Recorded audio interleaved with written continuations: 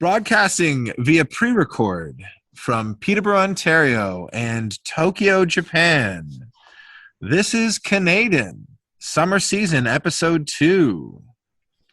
And I am joined today on what is a lovely sunshiny day and a beautiful evening by my younger sister, Aedan Shaughnessy. Kira, how are you doing? I'm doing well, Aiden. Thanks for having me. Yeah, it's great to have you via the magic of satellite right now.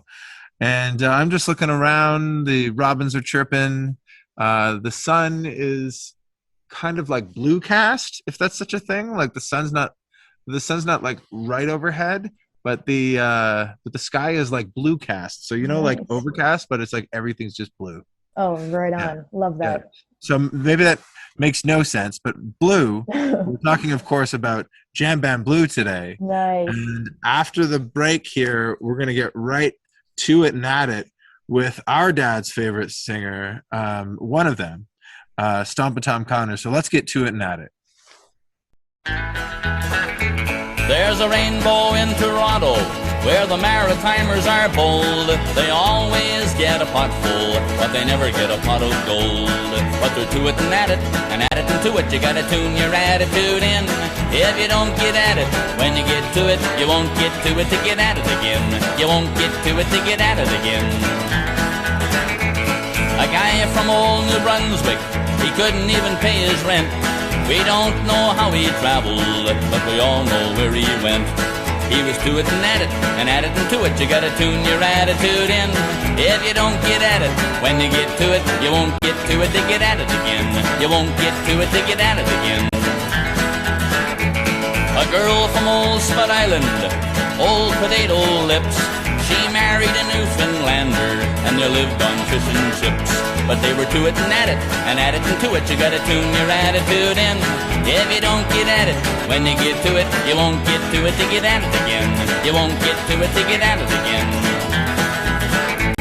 A guy from Nova Scotia, he can't afford the train. He's sitting on a streetcar, but he's eastbound just the same.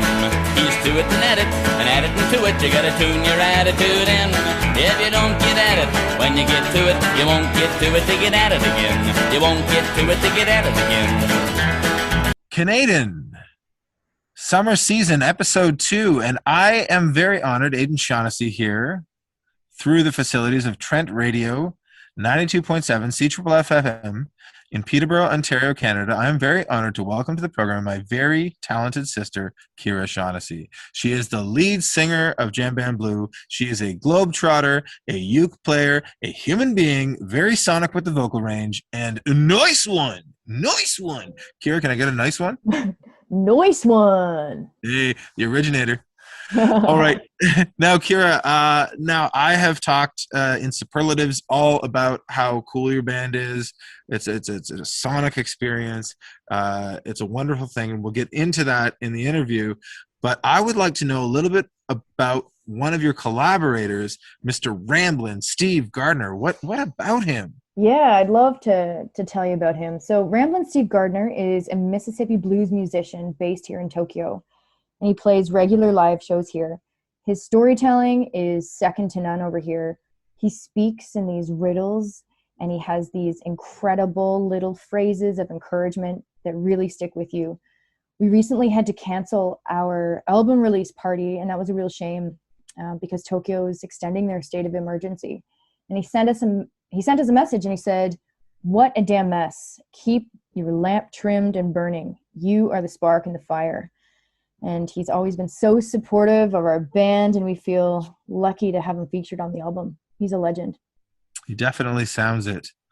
I saw a video.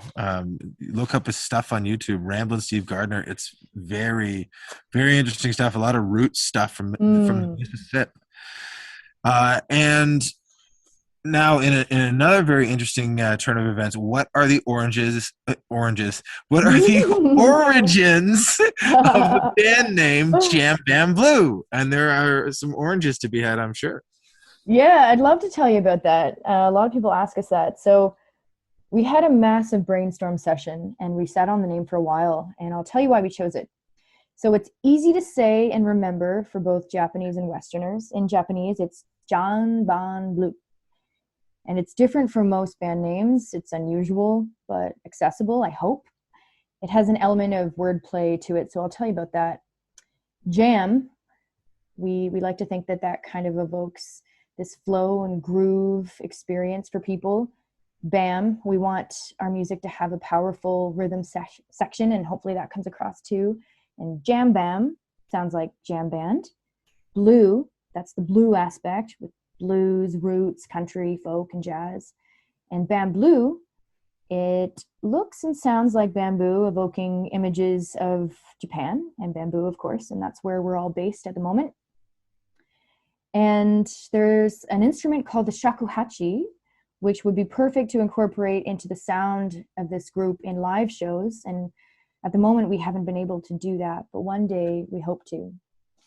And Jambambloo, when you put it all together, it makes you think of adventure, exploration, outdoor music festivals, jambalaya, flow experiences, a mix of styles and textures. It's eclectic. There's a multicultural blending to it with singing and flowing grooves. And we're all from different places, the four of us. So, we kind of sat on that for a while, but that's what we came up with. That's wonderful. Yeah, it's very eclectic name for a very eclectic group of people coming from all sorts of different places. And I've got to say that I'm very proud as an older brother who fancies himself a bit of a wordsmith that you were part of this process in cultivating such an elegant and unique name. I think Jambambloo, double plus old school, and that idea of flow experiences too. Like as a hip hop artist, I can appreciate flow not just in the colloquial sense, but the literal experience of flow. Whether you're creating words or creating, movements of music or art or roofing or whatever the heck it is. Yeah, totally. Flow is a super important concept to all of us. Yeah, absolutely, and it's a very important thing studied extensively in modern psychology, and that's right. It's a very effective state to be in for people in any discipline or any leisure pursuit. The front woman with a uke is one who transcends convention and perhaps is a role that ought to be as common as a front person with a guitar. It's apparent that your commitment to the show and your craft should be taken with as much gravity as a player of one of the more traditional rock instruments. Thank you. Yeah, it is unusual. I never mastered an instrument growing up. I tried to. I didn't practice enough. So I picked up the ukulele when I was living in Dubai, and I wanted to accompany myself singing. I really enjoy how accessible it is, and you really can get technical with it, but my focus is on how I can use it to develop my sense of pitch and rhythm. It's also a great feeling when the instruments in your band lock into a strong groove, and it's nice to be part of that for the first time ever. Right on.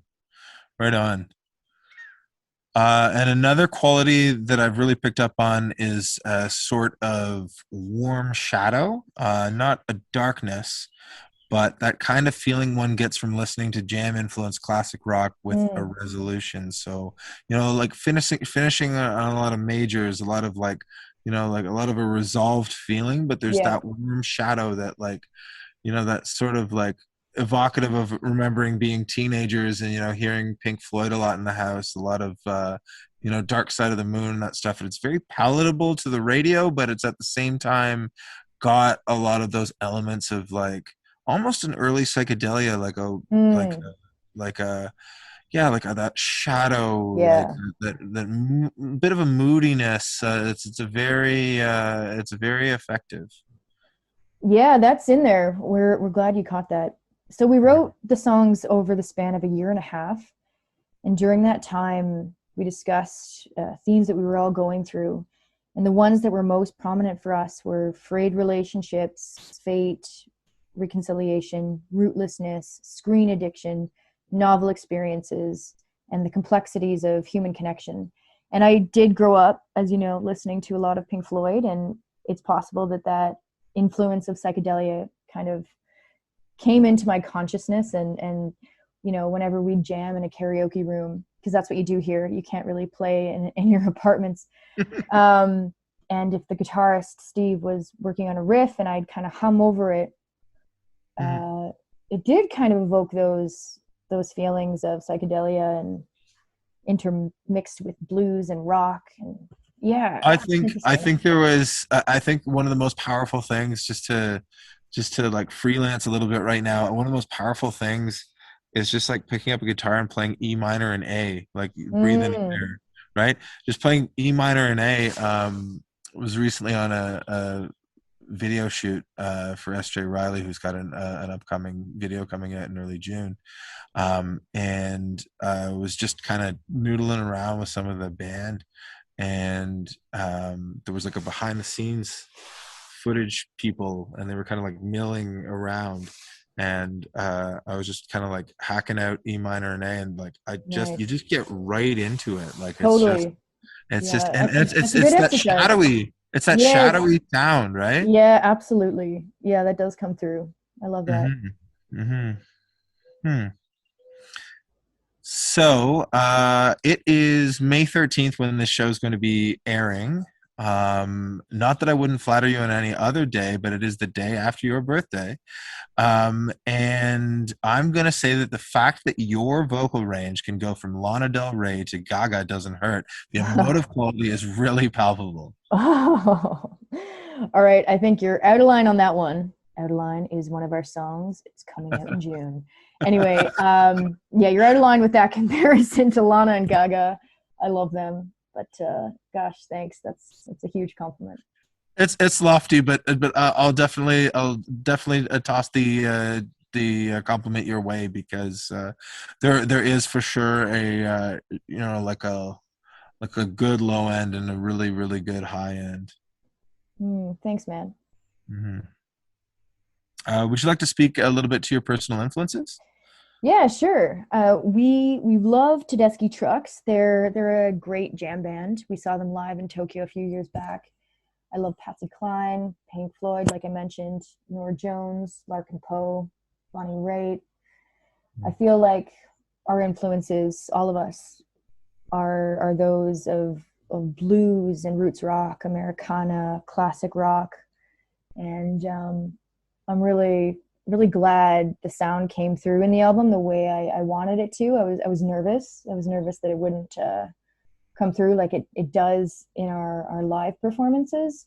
This is my first time recording, so I find it difficult to capture the same emotion when you're in the studio, but when you're live, it's a lot easier. You're working with your band and you really get into flow a lot easier because everyone's with you. But when you're recording in isolation, it's harder. But somehow it worked, and I'm really the emotional transfer of the live show, eh? Like the emotional transfer, like the energetic transfer of the live show. The fact that you're up there and there's it's an organic experience of like, okay, there are these people in the audience and they're like feeding off of what I'm doing, and vice versa, and I'm feeding off of my bandmates. But a testament to the mix. Now, was that was done in Nashville, Tennessee? Well, yeah. So the mixer master, he is based in Nashville. His name is Kyle Holland. He's excellent. So great to work with if anyone's looking for someone. Very good with communication and knowing our style of music. He works with a lot of blues, roots rock artists. So yeah, we were so lucky to find him. I've never met him in person, but yeah, we had a good feeling about him, and we're so glad we went with him. Wonderful. Yeah, so glad to hear that, Kira. Yeah, thanks so much, Aedan. This has been awesome. Absolutely, and we're gonna set up a song right now on CanAedan right now, and it's great because we're still in Taurus season, and it was just your birthday yesterday. So Kira Shaughnessy of Jambambloo, what is the name of this song that we're about to hear? This is our very first single off of our debut album. It's called Curtain Call. All right. And when does that debut album drop, and what is it called? It's called One and Done, and it drops June 1st. And you can find it on every streaming platform. And if you'd like a CD, just message me, and I'll be bringing some to Peterborough if anyone in Peterborough is listening. Wonderful. I'm sure there are people in Peterborough. At least I hope there are people in Peterborough listening. Trent Radio 92.7 CFFM.